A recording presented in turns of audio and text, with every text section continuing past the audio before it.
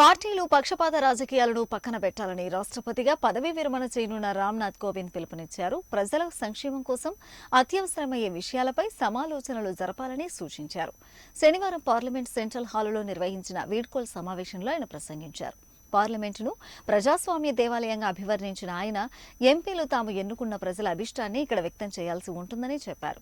Parliamentary వ్యవస్థ పెద్ద కుటుంబం లాంటిదని చెబుతూ కుటుంబంలో భిన్నాభిప్రాయాలు సహజమే అన్నారు. వీటిని సామరస్యంగా పరిష్కరించుకోవాలని పార్టీలకు హితవు పలికారు. తమ వ్యతిరేకతను తెలపడానికి రాజకీయ పార్టీలు మహాత్మాగాంధీ అనుసరించిన శాంతి, అహింసా మార్గాలు అనుసరించి లక్ష్యాలను సాధించుకోవాల్సి ఉంటుందని తెలిపారు. ఆయన వ్యాఖ్యలకు సభలో ఉన్న ప్రధాని మోదీ, ఉపరాష్ట్రపతి వెంకయ్య తదితరులు హర్షధ్వానాలు తెలిపారు. వివిధ ప్రభుత్వాలు చేసిన కృషి కారణంగా ఎంతో అభివృద్ధి జరిగిందని కోవింద్ అన్నారు. తాను వర్షానికి నీరు కారే మట్టి ఇంటి నుంచి వచ్చానని తెలిపారు. ఇప్పుడు పేదలు పక్కా ఇళ్లలో ఉంటున్నారని, ఇందుకు కొంతవరకు ప్రభుత్వాలు సహకరిస్తున్నాయని అన్నారు. అన్ని రంగాల్లో జరుగుతున్న అభివృద్ధితో అంబేద్కర్ కలలు సాకారం అవుతున్నాయని అభిప్రాయపడ్డారు. నూతన రాష్ట్రపతిగా ఎన్నికైన ద్రౌపది ముర్ముకు ఆయన అభినందనలు తెలిపారు. ఆమె మార్గదర్శకత్వంలో దేశం లబ్ధి పొందుతుందని ఆకాంక్షించారు. స్పీకర్ ఓం ప్రకాష్ బిర్లా మాట్లాడుతూ కోవింద్ చేసిన ప్రసంగాలు ఎంపీలను ఉత్తేజపరిచాయని చెప్పారు. కోవింద్ ఆదివారం జాతిని ఉద్దేశించి ప్రసంగించనున్నారు. ఆయనకు ఉపరాష్ట్రపతి వెంకయ్యనాయుడు శనివారం విందించారు. కోవింద్ కుటుంబ సభ్యులకు తెలుగు వంటకాలను వెంకయ్య సతీమణి వడ్డించారు.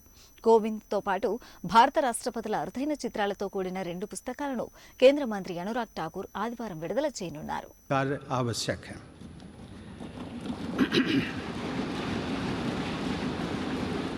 जब हम पूरे राष्ट्र को एक विशाल संयुक्त परिवार के रूप में देखते हैं तो ये समझ में आता है कि पारिवारिक मतभेदों को सुलझाने के अनेक रास्ते हो सकते हैं जो शांति, सद्भाव और संवाद पर आधारित होते हैं। विरोध प्रकट करने के अनेक संवैधानिक रास्ते राजनैतिक दलों और नागरिकों को उपलब्ध हैं। राष्ट्रपिता महात्मा गांधी ने अपने उद्देश्यों को प्राप्त करने के लिए शांति और अहिंसा पर आधारित सत्याग्रह के अस्त्र का इस्तेमाल किया था, लेकिन वे दूसरे पक्ष का सम्मान भी करते थे।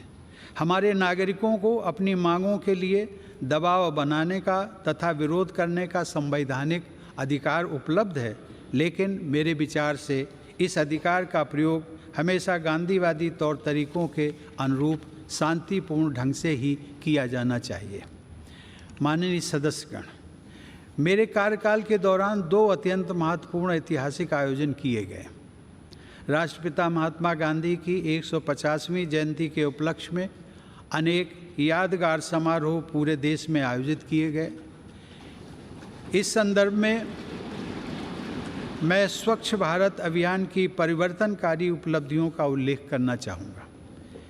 यह कहा जा सकता है कि स्वच्छता का यह राष्ट्रीय अभियान सरकार और देशवासियों की ओर से महात्मा गांधी के प्रति सच्ची श्रद्धांजलि रहा है। दूसरे ऐतिहासिक आयोजन के रूप में भारत की स्वाधीनता के 75 वर्ष पूरे होने के उपलक्ष्य में देशवासियों द्वारा आज़ादी का अमृत महोत्सव उत्साहपूर्वक मनाया जा रहा है।